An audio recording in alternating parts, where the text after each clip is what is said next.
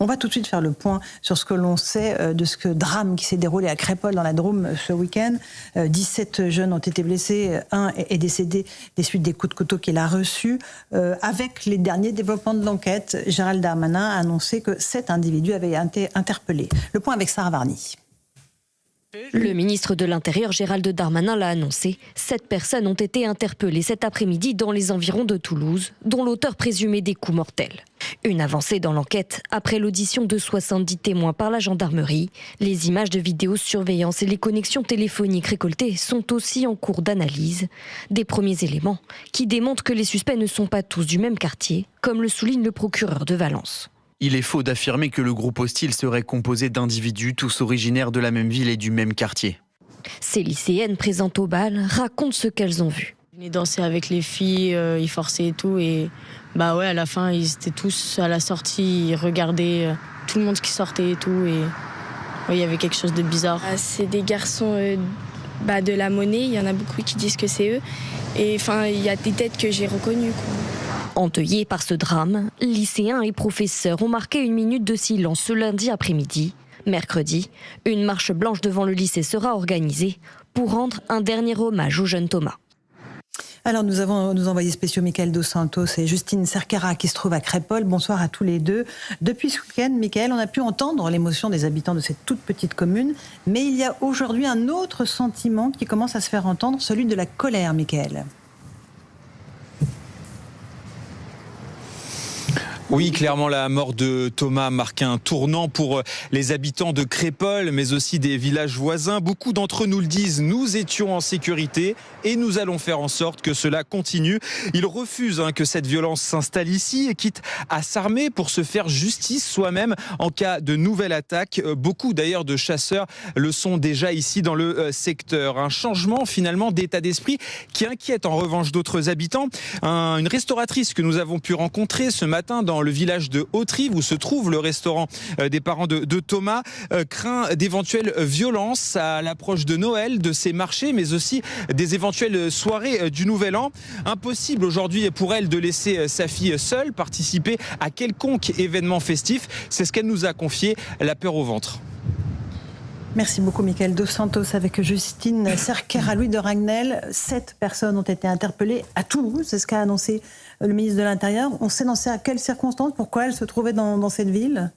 Alors, pour l'instant, tout est en train d'essayer. Les gendarmes sont en train d'élucider, d'essayer de comprendre aussi tout ce qui s'est passé. Ce qu'il faut savoir, c'est qu'il y a eu un dispositif très important de la part de la gendarmerie qui a été mobilisé. 50 enquêteurs plus 50 gendarmes, 40 du GIGN central et 10 de l'antenne GIGN de Toulouse, donc qui ont été déployés. Le GIGN central était mobilisé principalement dans la Drôme, et puis c'est l'antenne GIGN de Toulouse qui a fini par interpeller les 7 personnes donc, qui ont été interpellées. À savoir qu'aussi il y a 5 des 7 interpellés sont majeurs, donc ça veut dire qu'il y a 2 mineurs. Donc il y a aussi des réflexions et des questions qui se poseront aussi sur les suites pénales concernant ces 2 personnes-là. Et puis, très important aussi à savoir, donc là, parmi les 7 figures, l'auteur, l'auteur présumé, c'est toujours gênant de dire présumé parce que la personne est réellement morte pour le coup, de Thomas, 16 ans, donc qui est mort d'un coup de couteau dans le thorax. Ce qu'on avait eu aussi, Éric Revel, et entendu avec notre envoyé spécial, c'est que la colère monte dans ce petit village qui se pensait à l'abri de ces agressions sauvages. Les Français ne supportent plus en fait cette violence débridée qui peut survenir à tout instant désormais, et n'importe où, surtout n'importe où. Vous avez même des témoignages de gens qui expliquaient qu'ils avaient déménagé dans ce petit village-là. Ils habitaient dans des agglomérations un peu plus importantes, à 20-30 km, précisément pour échapper à ce que devenait leur quotidien, c'est-à-dire des agressions, des incivilités. Donc ils sont venus dans un petit village, précisément, là où il y a cette salle des fêtes, là où a été tenu ce bal populaire tragique pour Thomas. Et en fait, ils se rendent compte qu'ils sont rattrapés par l'ensauvagement qui frappe l'intégralité du pays.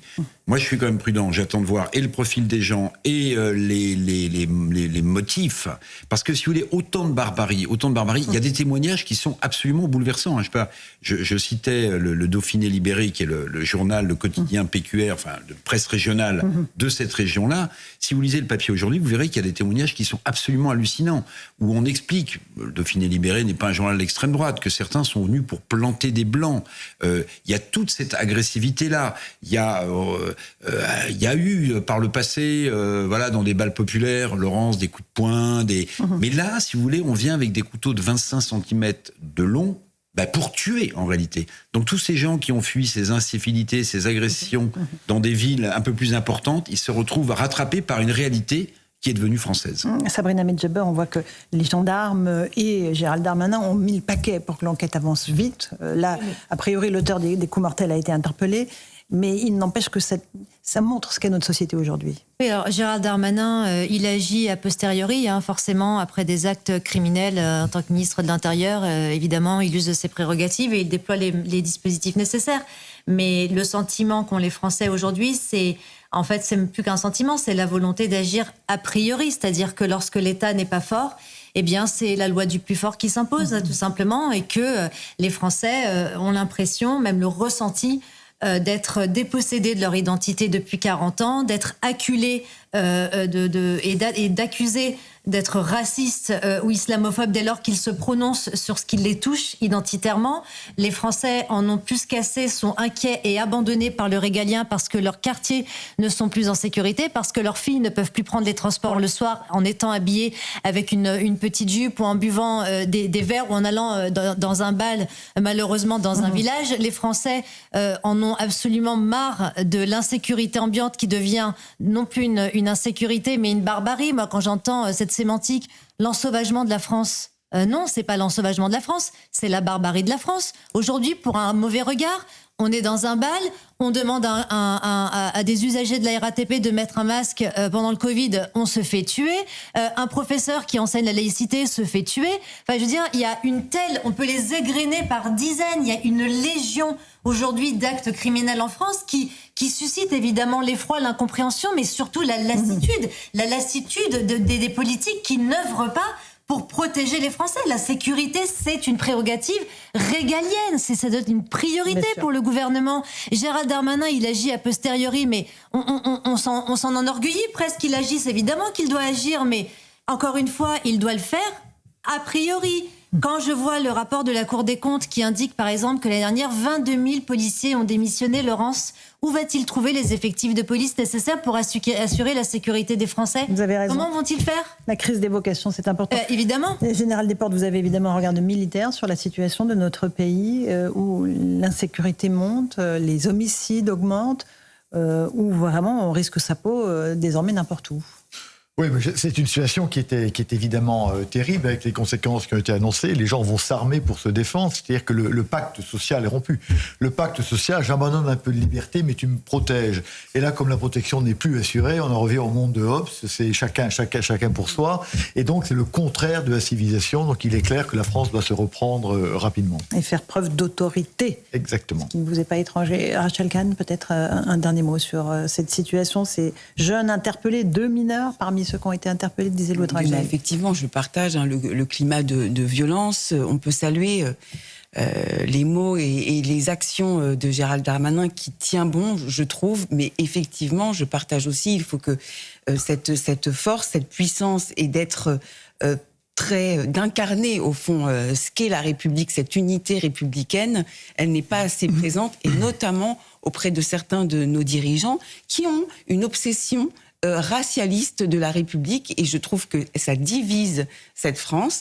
En somme, ce que disait Gérald Darmanin tout à l'heure, il y avait un extrait, il disait que dans cette République, les personnes sont condamnées par rapport à leurs actes.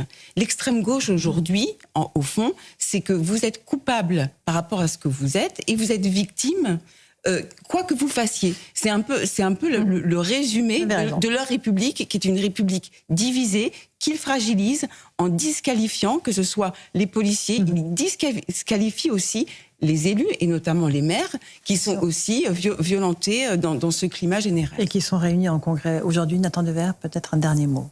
Face à un fait comme celui-ci, c'est-à-dire un fait absolument tragique, absolument horrible, je pense qu'il faut se garder d'un glissement, qui est un glissement naturel, entre 2 formes d'indignation.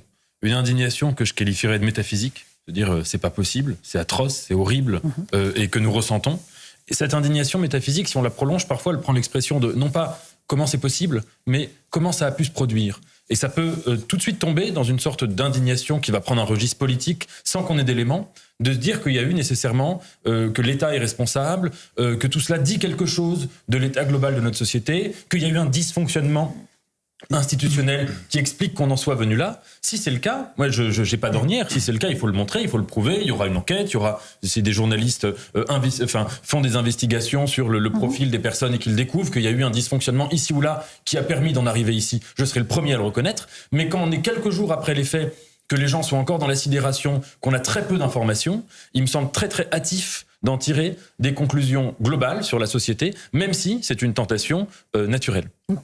Oui, alors dernier mot, Sabrina, parce qu'après il faut qu'on avance. Oui, vous voulez rajouter ? Je voudrais juste dire qu'en réalité, le politique ne pourra jamais apporter de solution tant qu'il ne fait pas le diagnostic anthropologique de la société, tant qu'il ne comprend pas qu'aujourd'hui c'est la société de l'honneur. Et je vais vous le dire tel que je le pense. Dans les quartiers, il y a un normatif sociologique, il y en a même deux. Il y a celui de la honte qui se dit la chouma, d'accord, qui est fondé et qui s'articule autour de l'honneur. Et il y a le normatif de la hagra, ça veut dire faire la misère, ça veut dire terminer celui qui ne nous plaît pas.